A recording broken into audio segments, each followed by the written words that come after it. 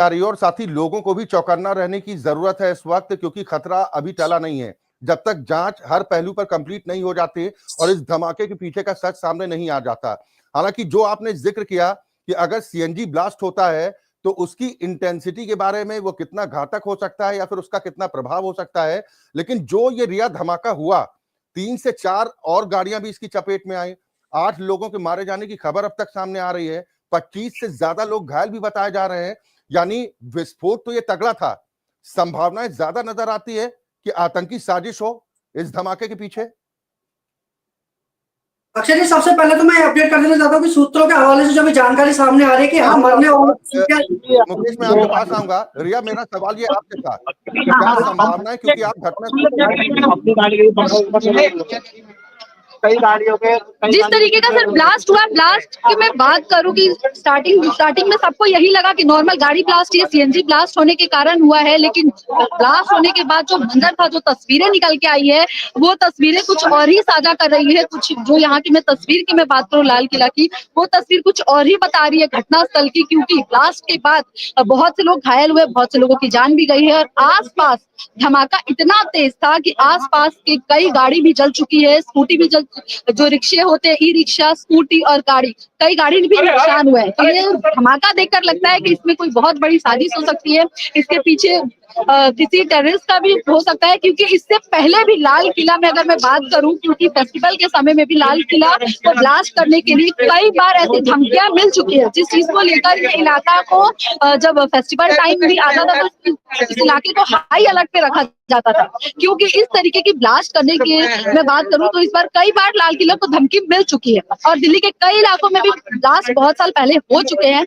तो इसीलिए इस पर अभी दिल्ली क्राइम ब्रांच और स्पेशल टीम लगी हुई है और जब तक कोई अधिकारी पुष्टि नहीं आता तो ये कहना बहुत मुश्किल होगा कि इसके पीछे आतंकी हमला है या ये कोई हादसा है।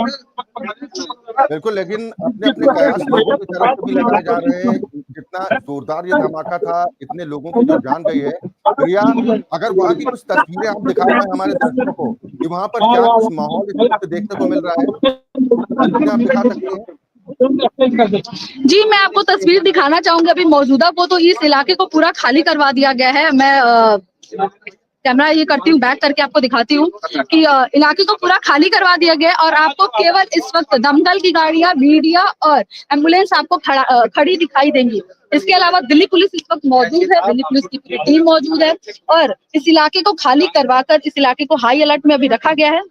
और आपको मैं मौजूदा भी आपको लाइव तस्वीर दिखाना चाहती हूँ। तो यहाँ पे जितनी लोकल पब्लिक थी, पूरा मार्केट खाली करवा कर सबको वापस सही सलामत घर भेज दिया गया। साथ ही वहाँ पे बैरिकेडिंग कर दी गई है और 1 किलोमीटर के आगे से ही रास्ता जाम कर दिया गया है और इस ब्लास्ट होने के कारण ट्रैफिक भी इस इलाके का बहुत जाम हो चुका है, क्योंकि रूट डाइवर्ट किए गए हैं। और जितने भी ये लाल किला होके, क्योंकि ये बहुत व्यस्त इलाका है, यहाँ पे ये रोड जो बहुत कनेक्टिविटी करती है दिल्ली से एक इलाके से दूसरे इलाके जाने की, जो पुरानी दिल्ली की मैं बात करूँ, चांदनी चौक का इलाका सबसे भीड़ भाड़ वाला इलाका है। तो जिस वजह से यहाँ पे रूट डाइवर्ट करने से ट्रैफिक की भी समस्या हो रही है। पर हाँ, यहाँ पे सभी लोगों को खाली कर, दुकानें बंद करवा दी गई है और लोगों को खाली करवा दिया गया है और इस वक्त जांच चल रहा है दिल्ली पुलिस की टीम की तरफ से।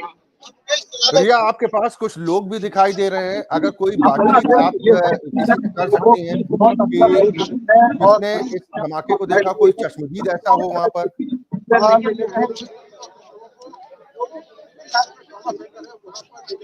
आपकी आवाज थोड़ी कनेक्टिविटी बिल्कुल रिया, अगर आपके आसपास भी कुछ लोग दिखाई दे रहे हैं, अगर किसी से आप बात कर सकती हैं, वहाँ पर कई लोग दिखाई दे रहे हैं आपके पीछे, अगर किसी से मैं बात करूं कि अभी आई विटनेस जो लोग थे, जो घायल लोग थे, उन्हें अस्पताल पहुंचा दिया गया है, पास के एलएनजेपी अस्पताल में। बाकी लोगों को अभी हटा दिया गया है। यहाँ पे केवल पुलिसकर्मी, दमकल की फायर ब्रिगेड की गाड़ी मौजूद है और एम्बुलेंस मौजूद है, जो कि घायलों को ले जाने का काम कर रहे हैं। यहाँ पे आम पब्लिक को पुलिस ने हटा दिया गया है और अभी यहाँ पे आने के लिए रोका जा रहा है। यहाँ पे केवल मीडिया कर्मी, पुलिस और एम्बुलेंस की गाड़ी मौजूद है। पर मैं कोशिश करती हूँ कि कोई आई विटनेस मिले और मैं आपको रिपोर्ट जरूर दर्शकों को साझा करूंगी कि जो जब धमाका हुआ था उस समय का मंजर क्या था, उन्होंने क्या देखा और वो क्या कहना चाहते हैं।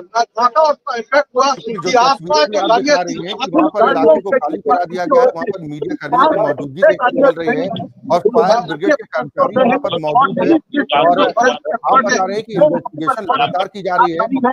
क्या कुछ जानकारी मिल पा रही है कि ये जांच कब तक पूरी हो जाएगी? आधिकारिक तौर पर ये पुष्टि कब की जाएगी कि ये कोई आतंकी घटना थी या फिर किसी और कारण से धमाका